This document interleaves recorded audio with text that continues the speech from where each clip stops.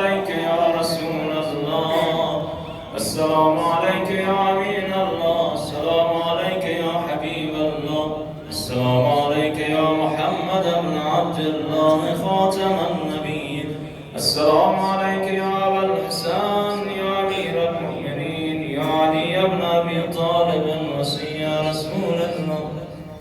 السلام عليك يا بنت رسول الله يا قرة عين الرسول يا فاطمة سيدة نساء العالمين، السلام عليك يا أبا محمد يا حسن بن علي، السلام عليك يا أبا عبد الله يا حسين بن علي، السلام عليك يا علي بن الحسين، السلام عليك يا محمد بن علي، السلام عليك يا جعفر بن محمد، السلام عليك يا موسى بن جعفر ورحمة الله وبركاته،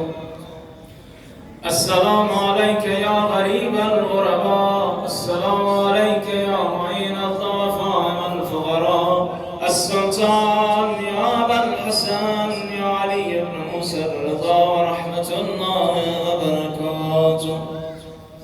السلام عليك يا محمد بن علي، السلام عليك يا علي بن محمد، السلام عليك يا حسن بن علي، السلام عليك يا مولاي يا صاحب الزمان،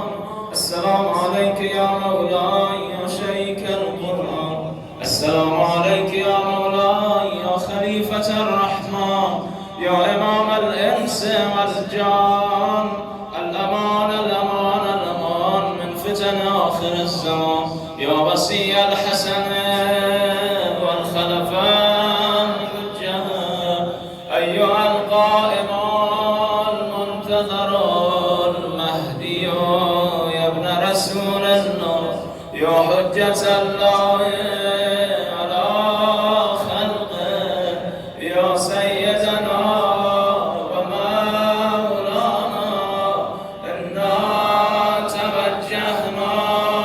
واستشفانا وتوسلنا بك إلى الله وقدمناك بين يدي فرج إمام زمان يا وجيها اشفى لنا شفايا بمرض يا وجيها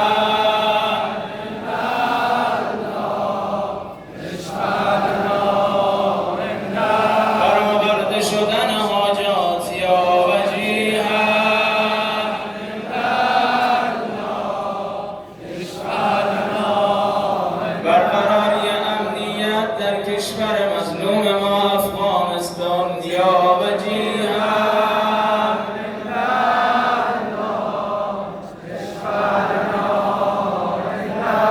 لحظات و ثانیه های آخر مجلس ماست، اونایی که تا حاجتشون رو نگرفتن همه رو مد نظر بگیر،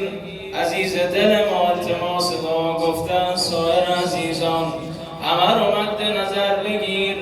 این اسم اعظم رو بگیم همه با هم انشاءالله حاجت عزیزان برآورده بشه. ناد علی مظهر العجائب تجده عونا لك في النظائر، كل هم وغم سينجلي بعظمتك يا الله، بنبوتك يا محمد، بولايتك يا علي يا علي يا علي يا علي يا علي.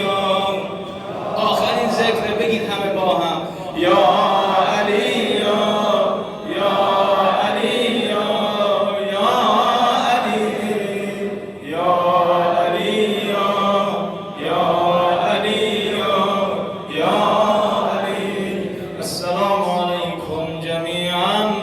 رحمت الله و برکاته. بنده هم از